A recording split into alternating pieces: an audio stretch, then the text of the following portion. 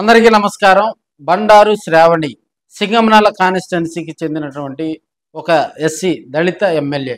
So అక్కడ జరిగినటువంటి పరిస్థితులు ఒక 2 రోజుల నుంచి కనుక మనం అక్కడ చూసినట్లయితే ఎమ్మెల్యేపై తిరుగుబాటు మొదలయ్యిందా?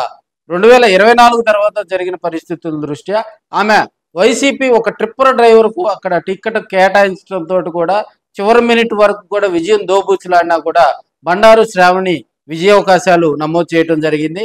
ఆమె కనీవిని ఎరిగిన రీతిలో కూడా అక్కడ ఎమ్మెల్యేగా గెలుపొందటం, ఇప్పుడున్న పరిస్థితుల్లో తెలుగుదేశం పార్టీ కూటమిలో భాగస్వామ్యంగా ఉన్నటువంటి పాలకపక్షంతో కూడా ఆమె స్పీడప్ రాజకీయాలు చేస్తున్న తరుణంలో అక్కడ ఉన్నటువంటి క్యాడర్ మెయిన్గా కూడా ఎమ్మెల్యేకి సంబంధించినటువంటి కొంత కోటరీ ఏర్పరచుకొని వాళ్ళకి కొన్ని కార్యక్రమాలు చేస్తూ మిగతా వాళ్ళని పట్టించుకోవటం లేదు అనే విమర్శలతోటి కూడా అక్కడ ఉన్నటువంటి క్యాడర్ ఎమ్మెల్యే మీద తిరుగుబాటుకు ప్రయత్నం చేస్తూ ఉంది.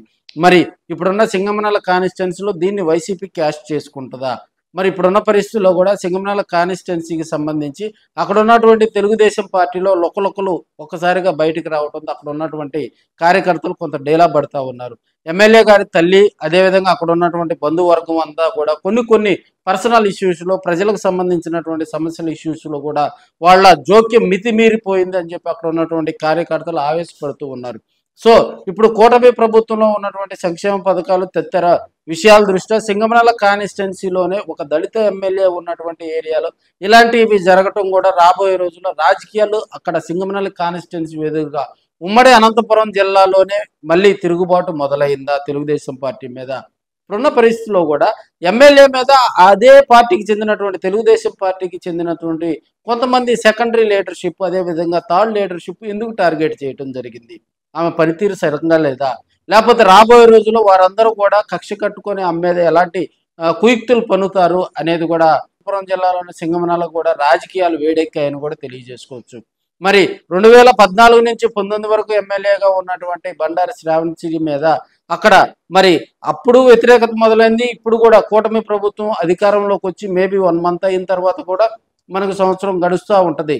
ఒక సంవత్సరంలోనే ఒక ఎమ్మెల్యేపై ఇంత విమర్శలు రావడానికి గల కారణం ఏంది? అక్కడ ఉన్నటువంటి ఎమ్మెల్యేను చుట్టుపక్కల ఉన్నటువంటి కోటరీలో ఉన్నటువంటి కొంతమంది లీడర్స్ తప్పుదోవ పట్టిస్తున్నారా? ప్రజల ఆశీర్వాదంతో ముందుకెళ్లాల్సినటువంటి ఎమ్మెల్యే కూడా మరి ప్రజల అభిష్టం మేరకు కార్యక్రమాలు చేపట్టాల్సి ఉన్నటువంటి ఎమ్మెల్యే కూడా మరి రాబోయే రోజుల్లో ఎలాంటి చర్యలు తీసుకుంటారు? ప్రజలకు ప్రభుత్వానికి వారధిగా ఆమె పనిచేసుకుంటూ ముందుకెళ్తే రాబోయే రోజుల్లో కూడా సింగమనాల రాజకీయాల్లో ఆమె మరింత బలపడే అవకాశాలు ఉన్నాయి. అలా కాదని కోటరీకి చేసినటువంటి కొన్ని మిస్టేక్స్ కనుక చేసుకుంటే ఆమెకు కొన్ని ఇబ్బందికర పరిస్థితులు వస్తాయని కూడా కొంతమంది తెలియజేస్తూ ఉన్నారు.